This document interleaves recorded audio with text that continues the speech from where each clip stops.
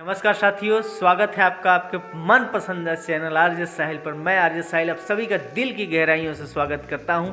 आज की कहानी का जो शीर्षक है ये मुंशी प्रेमचंद जी द्वारा लिखित साहित्य है, जिसका नाम है आपसी झगड़े। कहानी की शुरुआत होती है दो व्यक्ति से। एक हरिया रहता है और एक बुधिया। बुधिया एक गडरिया रहता है जो कि भेड़े रखे रहता है और जीविकोपार्जन का साधन वही भेड़ रहता है। भेड़ चराता है, जब बड़ी होती है तो उसको बेचता है। हरिया जो रहता है वो एक किसान रहता है जो कि खेती करता रहता है। तो एक समय की बात है, हरिया अपने खेत में मटर लगाए रहता है, जो कि मटर के पौधे थोड़े बड़े बड़े हो गए रहते हैं।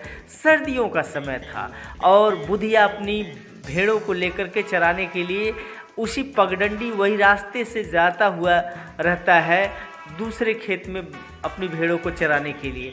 लेकिन ऐन वक्त पर हरिया आ जाता है लाठी लेकर के और खड़ा हो जाता है, बोलता है तुम्हारी भेड़ें मेरे इस पगडंडी से, मेरे रास्ते से नहीं जाएंगी। अगर तुम्हारी भेड़ें जाएंगी तो तुम्हारी भेड़ों का भरोसा नहीं है, तुरंत मेरे खेत में चली जाएंगी और चली जाएंगी तो मटर को खा जाएंगी।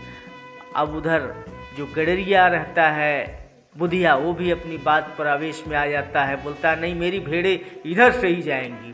और हरिया भी अपनी बात पर टना रहता है और दोनों में कहा सुनी होती है। इतने में भेड़ें हरिया के खेतों में कूद जाती है और उसका मटर चरने लगती है। इधर दोनों आपस में झगड़ा किए हैं और मटर उधर भेड़ें चल रही हैं। और जब ये बात हरिया देखता है कहानी, तो तुरंत भेड़ों को लगता है लाठी से मारने। लाठी घुमा घुमा कर मारता है इधर उधर और बुधिया मारता रहता है हरिया को। दोनों लहूलुहान हो जाते हैं। उसकी भेड़ों का, किसी भेड़ का सर फूटता है, किसी भेड़ का पैर टूटता है, कोई भेड़ ज़्यादा लहूलुहान हो जाती है। जितना हो सका हरिया ने भेड़ों को खूब मारा। और जब ये कहानी धीरे धीरे गांव में पहुंची तो लोग जा कर के छुड़ाए। अब यहाँ आगे की कहानी में इतना अजीब मोड़ आ जाता है कि उसकी सारी भेड़ें घायल हो जाती हैं और उधर खेत भी उनका काफ़ी चर ले जाती हैं भेड़ें।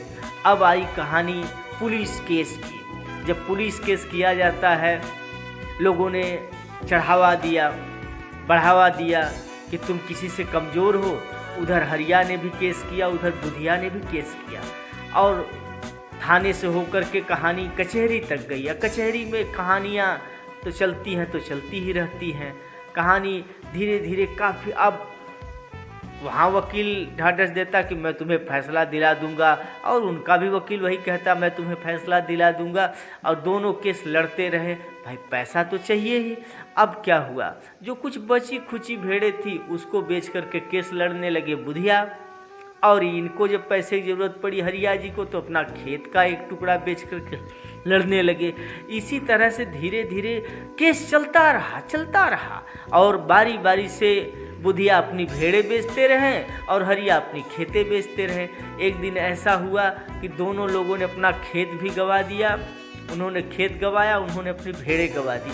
अब उनके पास जीविकोपार्जन का साधन कुछ नहीं रह गया। अब परिवार चलाने के लिए तो चाहिए ही। एक दिन दोनों लोग जाते हैं शहर में मजदूरी करने के लिए।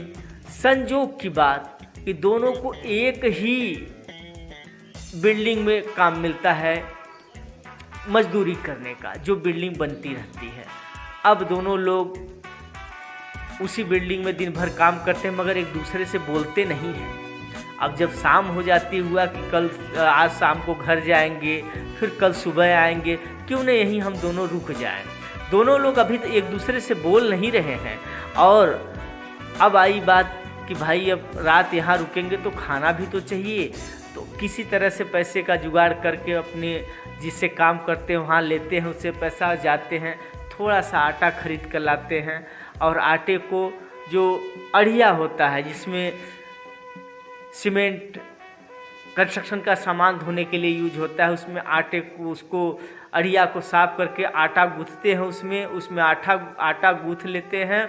और जब रोटी बनाने की बारी आती है तो ईंट थोड़ा सा जोड़ने के बाद लकड़ी उसमें लगाते हैं और उसके ऊपर फावड़ा रखते हैं। फावड़ा रखने के बाद उसको गर्म करते हैं। जब फावड़ा गर्म होता है तो उस पर रोटी सेकते हैं। थोड़ा सा नमक का जुगाड़ करके दोनों लोग एक साथ में बैठकर खाते हैं।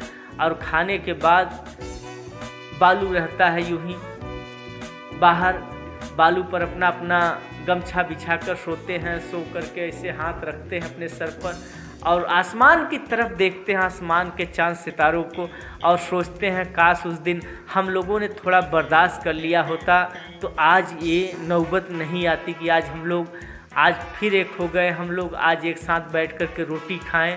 और लोगों के बहकावे में आकर हम लोगों ने इतना बड़ा कदम उठा लिया कि अपना घर परिवार जिंदगी तहस नहस कर दिया हमने। तो कहानी का मर्म इतना ही है दोस्तों कि एक बार अगर बात कहीं उलझ जाए ना तो थोड़ा सा झुक जाना, वहाँ रुक जाना, अपने गुस्से को बस 2 मिनट के लिए शांत कर लेना।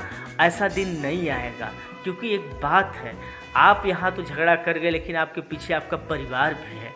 झगड़ा तो आप करते हैं लेकिन सहना आपके परिवार को भी पड़ता है साथियों।